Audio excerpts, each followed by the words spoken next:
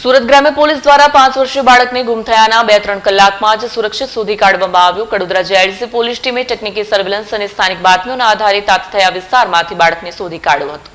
સુરતમાં એસપી રાજેશ ઘડિયા થઈ હતી। તેમને ઘટનાની ગંભીરતાને ધ્યાને રાખી તાત્કાલિક કડોદરા પોલીસ મથકના પોલીસ ઇન્સ્પેક્ટર વીએ દેસાઈના જરૂરી માર્ગદર્શન આપ્યું અને કડોદરા પોલીસે માત્ર 2 થી 3 કલાકની સઘન શોધખોળ બાદ પોલીસે તાતથયા વિસ્તારમાંથી ઋષભને સલામત રીતે શોધી કાઢ્યું હતું।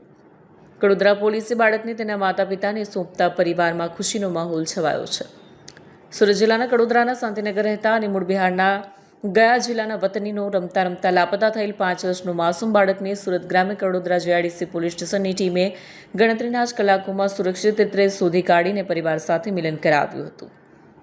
બનાવની જાણ મુજબ મૂળ બિહારના ગયા જિલ્લાના વતની એવા રાકેશકુમાર પટેલ પલસાણાની સિદ્ધેશ્વરી ડાઇંગ પ્રિન્ટિંગ મિલમાં સુપરવાઇઝર તરીકે ફરજ બજાવે છે અને હાલ સુરત જિલ્લાના કડોદરાના શાંતિનગર વિસ્તારમાં રહે છે। સ્કૂલમાં ઉનાળાના વેકેશનને કારણે તેમની પત્ની 8 અને 5 વર્ષના 2 બાળકો સાથે વતનથી સુરત આવી હતી।